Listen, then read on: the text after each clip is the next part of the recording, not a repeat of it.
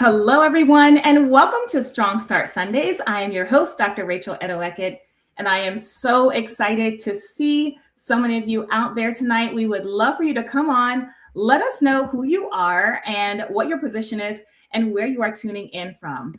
I already see Dr. Sonia Matthews. We are so excited to see you tonight, doing Maryland proud, and thank you so much for coming here. This is going to be an amazing conversation. Now, I have been looking forward to meeting with Dr. Salone Thomas-El for so many weeks now, and we are so excited to welcome you on the platform tonight. Welcome, Principal L. Thank you, and I'm looking forward to this strong start on a Sunday and a strong start to a week as well. Yes.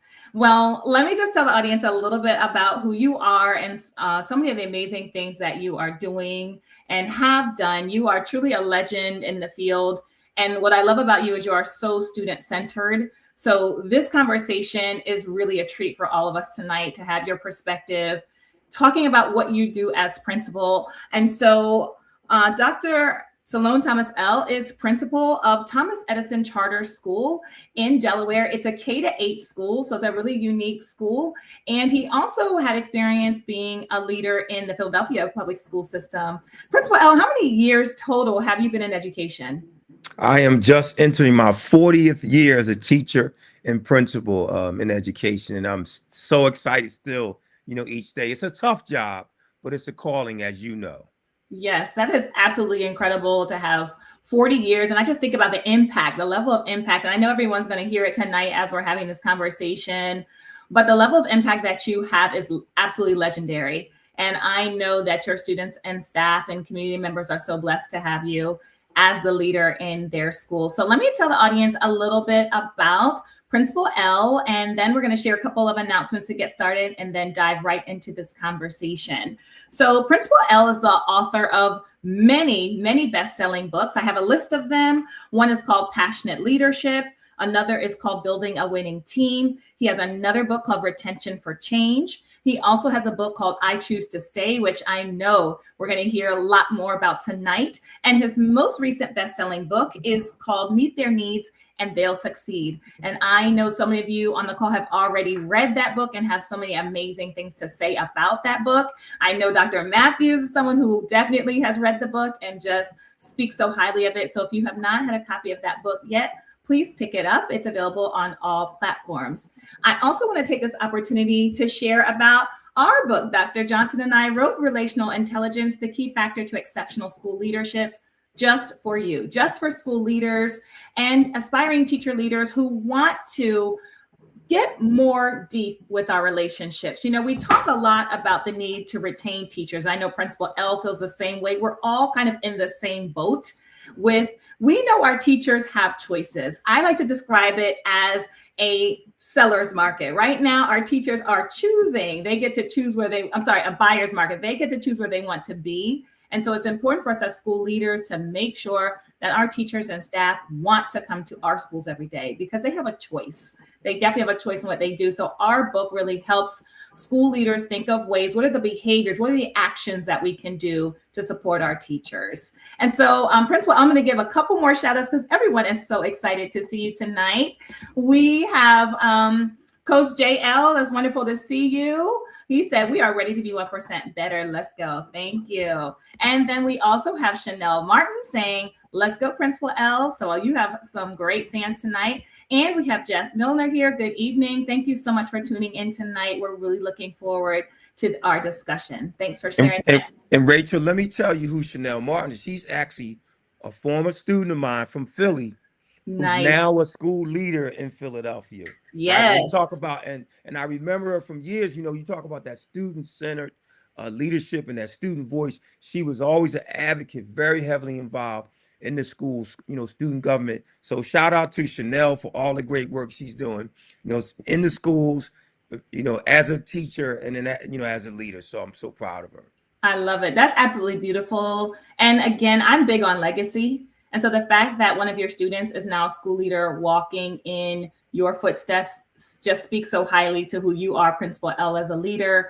And Chanel, just you kind of carrying that torch forward and Yes. impacting a whole nother group of people is what we all strive to do. So thank you for lifting that up, and welcome, Chanel. We're so glad that you're here tonight. And we know that this information is going to continue to help you as you make that positive impact in your school. So thank you again for being here tonight. I want to shout out FETC because I had an opportunity to be a featured speaker there this week. And one of the things that I talked about during my sessions was around mentorship and legacy building. And that is exactly who Principal L is. And through Chanel and probably many other former students who are just impacting positively in their communities is major. So thank you again. Dr. Matthews is lifting up, just legacy is what it's all about. And that is so true. So we really want to jump into this conversation tonight around student-centered practices, because it is so important that we take time to amplify our students, to amplify their voices. You know, sometimes, Principal L, I've heard people say things like, we're going to give students a voice, or we're going to give them these things. And I always have to say, students already have a voice. They are consistently using their voice. The question is, are we listening? Are we listening to what our students have to say? And so tonight we're going to be talking about 3 strategies that are going to help all of us really think about how we can empower our students using their voice and improving our schools as a result of the influence of our students. So the first strategy we want to talk about is how we can build strong relationships with our kids and that sense of belonging. And I want to start here with Principal L, because Principal L has an amazing framework called the 4 C's. And I want him to explain and share more about those 4 C's. Yeah, those 4 C's really come out of the work, as you said, in building those relationships with students. And you started off by talking about the power of listening. Listening can be healing for some people. So, all you leaders and potential aspiring leaders out there, understand the power of listening and hearing. Your emotional intelligence builds from what you learn, from others. And listening not only to adults, but listen to those children. Dr. Rachel, as you know, we learn so much from them. Those 4 C's, and they are the foundation for my book, Meet Their Needs and They'll Succeed. Crazy about kids.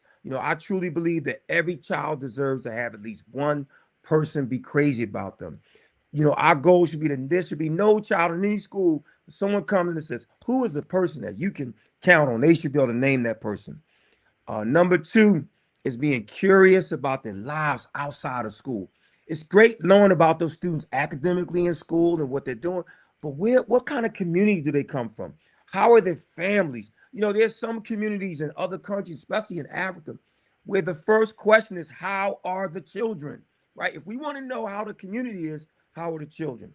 And then we also want to be consistent. So consistent adults and allow the children. You understand the power of consistent adults, not having principal after principal after principal, teacher after teacher. That's that sense of security, that routine for young people. And then finally, a culture of love and support and belonging, making sure those students feel included, valued, and heard. Yeah, so powerful. And I just, the one that stuck out, they all stick out to me, but the one that really sticks out to me is that crazy about kids. You know me, I'm someone who was a former kindergarten teacher, turned an assistant principal into a principalship. So that alone, that pathway was a little bit different.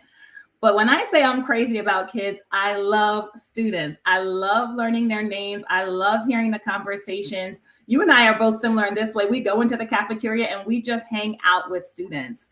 We get to know students outside of the classroom. And that is so important because children are coming to us with so many different and unique experiences. And a lot of times the way that a student feels special is when the principal, when the assistant principal, when the teachers know their names, when they come up to them and ask them, I am so excited to see you. I've been waiting to see you. Just imagine how that feels to a child when you say, I've been waiting to see you and I'm so glad that you're here. That is what every child deserves to hear every single day. So Amazing. I really appreciate you lifting that up. No doubt. And and what I say to children, which really floors them, is I tell them, I loved you before I ever met you. So there's Oh, nothing that you can do to stop me. You can call me any name you want, and you and I talked about how, these little kindergarten and first grade students, they will make sure that they use your title and they won't let anyone not call you Mr. or Doctor. Please okay. make sure. But that's all about the love, the belonging, and also those students knowing that we care and we'll be there, for them. So Yes. it's an honor. Yes, it is an honor and a privilege to serve children. And I love that you lifted that up because you and I talked off script about that, how the children call me Mrs. Dr. Edoho-Eket. And you said, hold on, you got even a longer title than Right. Mrs. Doctor. What do you have? They called, I had a little first and second grader was in the office and called me Mr. L or Miss something, and the student said, "No, you can't call him by his first name. You got to call him Mr. Dr. Principal L." And it's just so the little things that they think about, because in their hearts and their minds, they know that we see ourselves in them and they see ourselves in us. I think about Chanel, how I used to watch her walking home to school, and how I would met with, work with a mom and went to their church, and that kind all of that is a part of being in the community and showing those students that we understand who you are and we want to build those relationships. Talk, like you say, in the lunchroom, at recess, anywhere we can, after school program, just make those connections that go beyond the surface, and those relationships will last a lifetime. So true. I want to lift up some amazing people who have joined in the conversation.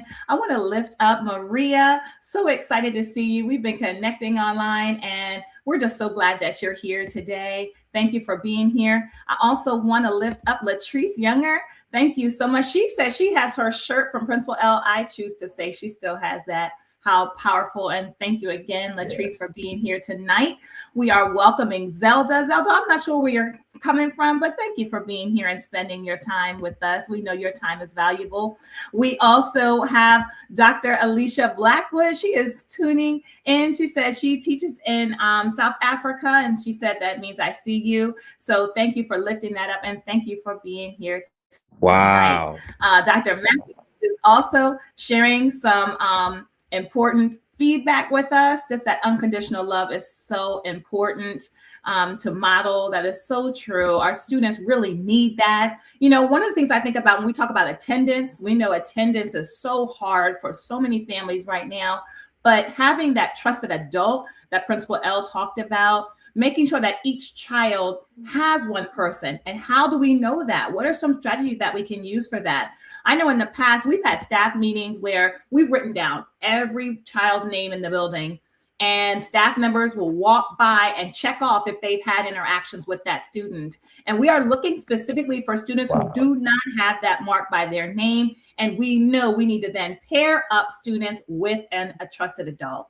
And so that's a strategy that you can use to let children know, as Maria said, that we see them, and more importantly, that we know them. Not just that we see them, but also that we know them, and we are excited that they're here with us learning.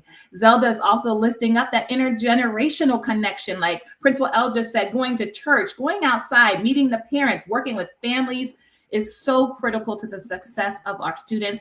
Keep those comments going. Zelda, I see you're from California. Thank you so much for joining us tonight.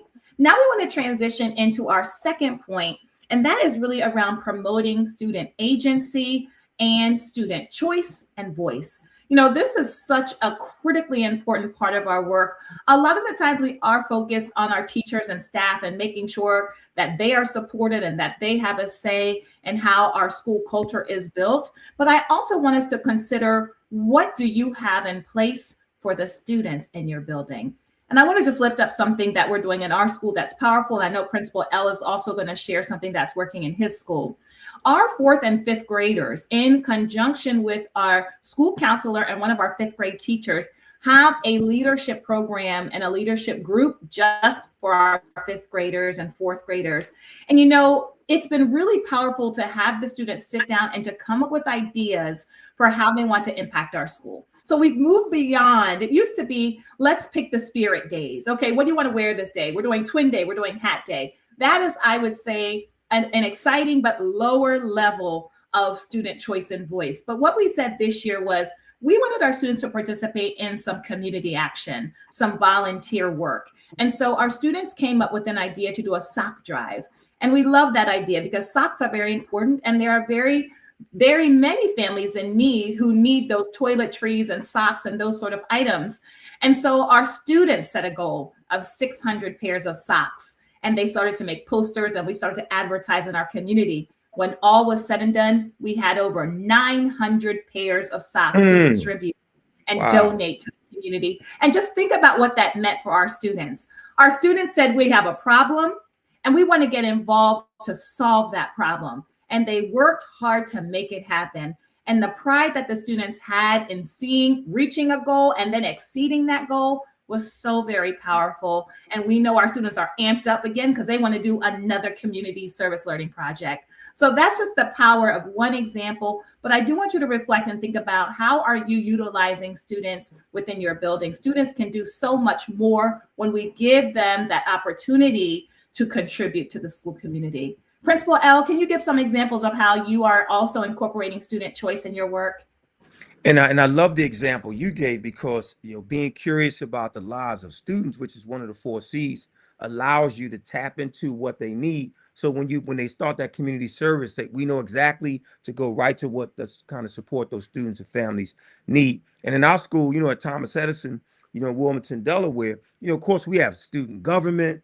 We actually have a program with DelRec. This is the Delaware Law Related Education Center, where attorneys come into our school, present scenarios to students, and the students debate and argue different sides. And they already talk about wanting to apply to law school. And I told them, you got to be a real advocate if you're going to go to law school. But we also have a bank at school program for students from kindergarten to 8th grade, and non-custodial accounts, meaning they own and run their own accounts, not them, their parents, not the teachers, they do. So they can talk about how much money they want to deposit. And then we also have programs where our 7th and 8th graders can give us ideas for classes they like. And then we develop the classes, and they choose the classes that they want to attend. Elective courses, giving them input, giving them buy-in. That's why I tell them, there's no way you're going to miss my class. You chose this course. You designed it. So all about giving them an opportunity to weigh in, because there should be nothing about us without us. So that's how we want to do it. I love that. And just listening to what you're saying, I'm thinking about financial literacy. I'm thinking about how those programs are not present in every school, but how powerful are they? When I was growing up, I learned how to write checks, but I didn't learn how to balance a checkbook. I had to learn that at home. And so I love that your school provides that level of programming for students, and that they are making those financial decisions early. That's so important for children to know, that they have that agency, that they can make some decisions. Law school, amazing for children to be thinking about that on the elementary and middle school level before they get to high school, right? All of those really do help to guide and form students, give students options for what they want to do in their lives. So thank you for sharing that. I want to lift up a couple more people who just came on. We have Antonio joining us all the way from Angola. I'm not sure what time of day it is in Angola, but thank you so much for being here. Yes, I told you we are worldwide. Worldwide. Worldwide. And we also have Yahara joining us from Nigeria. Thank you so much for being here tonight. Please continue to leave your comments. I see Dr. Jeter Jeter. Thank you for being here, Jeter. We are good evening from Illinois. We're so excited to have you here, and thank you for joining in. And you have another shout out from her. She says, hello, Dr. Salome Thomas L. So thank you for doing that and for being here. We also have some ideas that, go ahead. No, I was going to say, that's Coach Dot. She's such a supporter, always on Principal Kafele's Saturday Academy and so many others. So I want to give a shout out, to her. She lifts up so many others, because we know lifting others is important. Empowering others, an important aspect of leadership. So thank you, Coach Dot, and all those, especially my folks here from Africa. I spent a week in Nigeria. I don't know if you're aware. I know you. I remember you went to Africa last summer. Yes, I did. Amazing time in Ghana. Yes. Great experience. Yes. So, and she's actually giving some shout outs to other people as well. Stacy Joy, Jacqueline Harriet, Dr. Joe Griffin, Dr. Sheikah Houston, Sean Hurt, Principal Kafele. She's given some amazing shout outs. So thank you for that. We have a question for you, Principal L. They're wondering where your school is. Can you tell us? I think you said it's in Delaware. Is that correct? I'm in Wilmington. I'm in Wilmington, Delaware, and Newsweek had Wilmington on the covers for several years ago and called it Murder Town, USA, because of the crime, the murder rate per capita. But that shows you how important it is to build the support for these young people. And when we talk about agency, I want to give a shout out to Dr. Deron Ford is on there, and he read my book, and in my book I talk about my Saturday school. He adopted the Four Seasons down there in Newport News, down in Virginia. He has a Saturday school, has students making omelets for other students to come to Saturday. Said he had the largest attendance ever. I said, yeah, those omelets, they come out for the omelets. So shout out to brother Dr. Deron Ford, principal in Virginia as well. I love it. And, we can learn so much from each other. So I appreciate you lifting that up. We already talked about attendance. We have to be creative with really giving students incentive to come to school. Not every student is going to wake up and say, I'm excited to come to school. We have to help create some of those conditions in that environment to really bring students on into the building. I also want to welcome Tyler Williams. Thank you so much for coming and spending time with us tonight. And the CEO of Teacher Goal is here, Elena Clark. I'm so excited I got to see you in person during FETC. That was amazing. And thank you for your beautiful smile. I just love seeing you. And thank you for your support and entrusting me and Dr. Johnson to write a book for Teacher Goals. So we really appreciate that. So I want to listen. Didn't I say it was going to go fast, Principal L? We are 22 minutes into this conversation. So I told you it was going to go fast. Yes. But I want to talk about our last strategy, and that is really about creating those joyful moments for kids, creating those relevant learning experiences. I know, Principal L, you already talked a little bit about those relevant learning experiences, about financial literacy, but can you talk to us about the joy? Tell us about that joy, and I'm going to share a story as well. Well, the joy for me is, what's some of the joyful things that you love about kids? Yeah, and I believe that we need to create these joyful and resilient cultures. Sorry, we had a little bit of a delay. I apologize. Can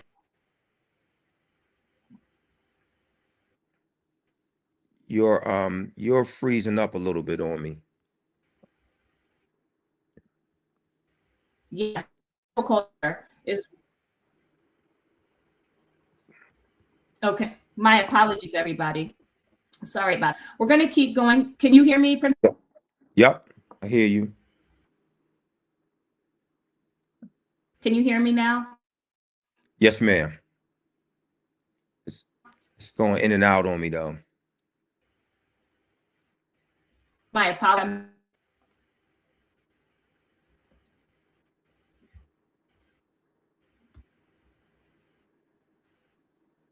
On.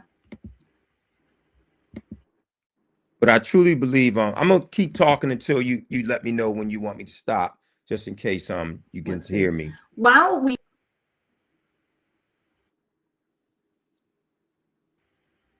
go ahead. Yeah, so to me, I believe that we need to create school cultures where students and parents are knocking the door down to get in instead of knocking the door down to get out.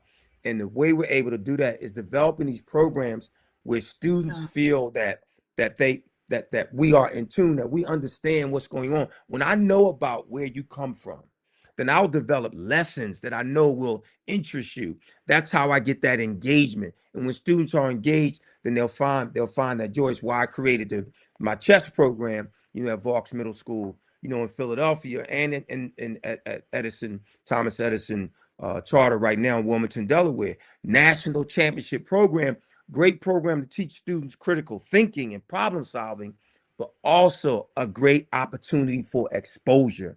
There's a large achievement gap, but there's also a major exposure gap. So we want to be able to make sure that we're exposing students to critical thinking, problem solving early in life. And then for me, it was an opportunity, especially because once the girls became involved in our chess program, they just took over the program. which I love because that's an amazing experience for them because they're mathematically inclined and critical thinkers, but often they're moved away from science and mathematics. But I love getting those young ladies, involved in programs where they can show their strength and show their critical thinking. So that's a powerful opportunity for the engagement in our school.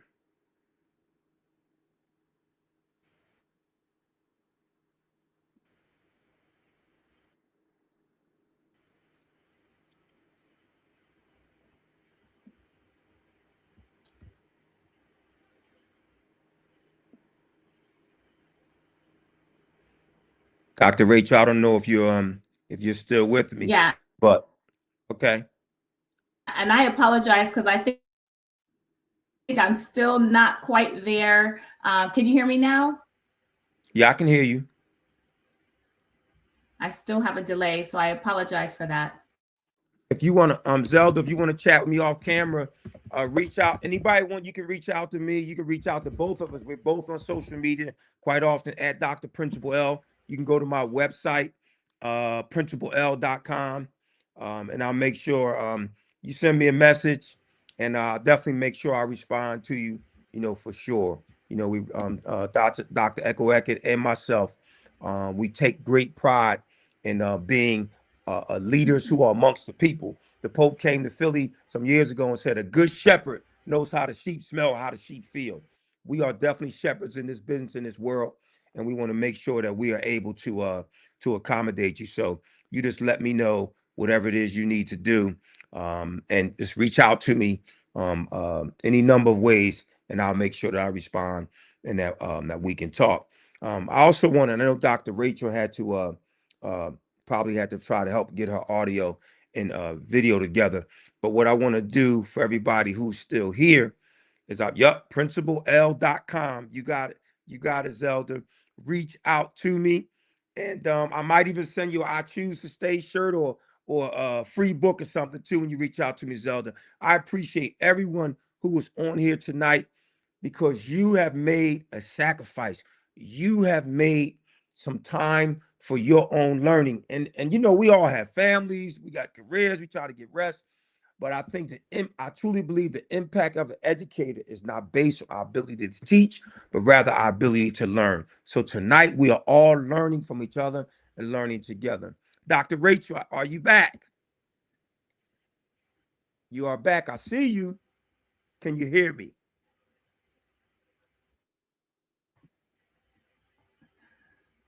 Brother Rich Torres out there I out am of so Minnesota. sorry. That's okay. But Can you hear me glad. now? Yeah, I can hear you. I was just shouting out Rich Torres in the chat. He's a school leader out in I Minneapolis, am so Minnesota. sorry. Yeah, proud of you, brother. Thanks for coming out. That shepherd knows, and the sheep know how the shepherd smell as well. So folks understand that. Dr. Rachel and I, we are available on social media. You reach out to us and we will reach back out to you for sure.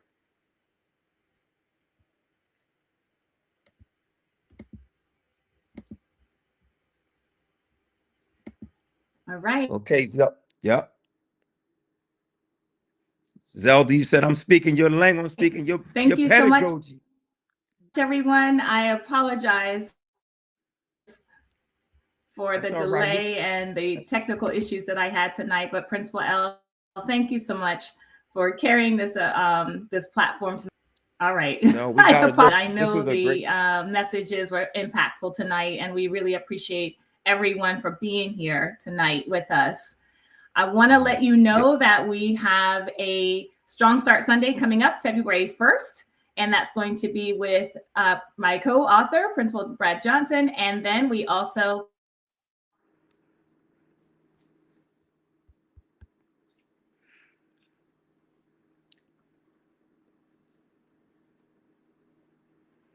Yeah, a good shepherd knows how the sheep smell. A good shepherd knows how the sheep feel. They're not afraid to be amongst the sheep. Folks, go out there, be a great shepherd. Student-centered leadership. It matters. It's important. And Dr. Rachel Edoho-Eket, you are the best of the best. Thank you so much. And Dr. Sonia Matthew, you are amazing.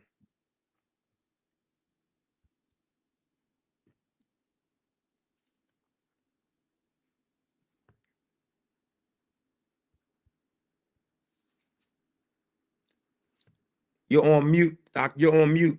We can't hear you. You're on mute.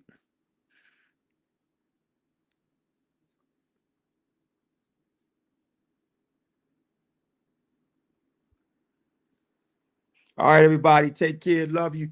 We'll be in touch. Thanks for joining tonight. Thank you so much. And thank you. You're on that. I can hear you now, but thank you for everything that you've done Oh and my bringing that goodness. message. Yeah. I am so sorry, everyone, for the technical difficulties. Thank you so much. Bye, everyone. All right. Take care. Have a good night.